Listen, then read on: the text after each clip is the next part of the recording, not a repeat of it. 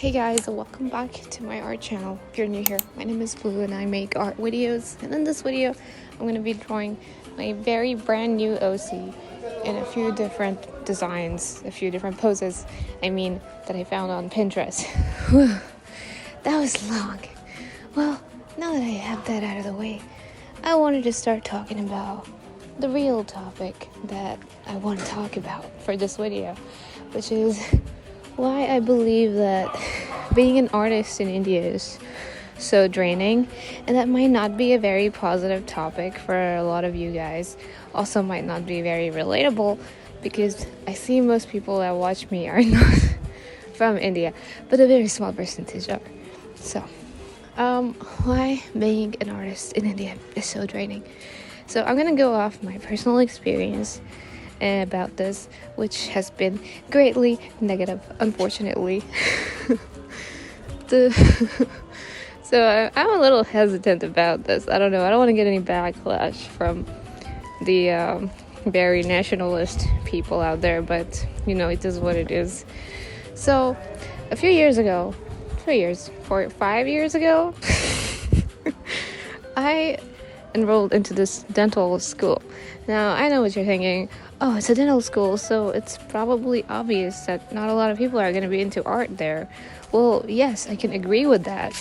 But you know how it gets odd, where it gets odd? It's odd because not just art. They're not into anything. Nobody had any hobbies in this school that I went to. Now, granted, it was a small school, but I still think that that's not an excuse to live such boring lives. Being creative keeps your mind fresh, and it keeps you, on your feet. You're always thinking about new things. You're trying to think outside the box. You're thinking, you're using it. So I thought that it was really draining for me being around all these people that obviously were good at remembering book things, but they just never had anything interesting about them. No hobbies, and I don't mean just art about it, right? Not just art, but like anything else too, just straight up no hobbies. And I found that very draining to be around that kind of people, because when they would find me drawing, I would never get a positive comment. It would always be some kind of backhand insult, like, ooh, I could never give things like that so much time. And that it was very offensive to hear the first time I heard that. I thought about it, mulled over it. I would overthink before I go to bed, like, why did they say that? And over time, that experience became very common. Almost everybody had that kind of attitude towards me. And what that did to me was I just kind of sort of shunned away from sharing my art with people.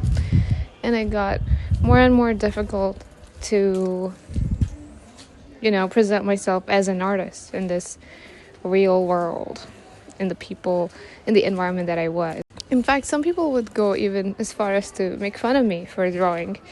When people would have problems with me, like my roommates, they would try to use the fact that I draw against me, saying I was not doing good in my exams because I was drawing, which had nothing to do with why I was not doing good in my exams. I was not doing good in my exams because I just was struggling in life. And frankly, art was the only thing keeping me floating. So, but yes. And I have a lot more to add, but the video is come to an end.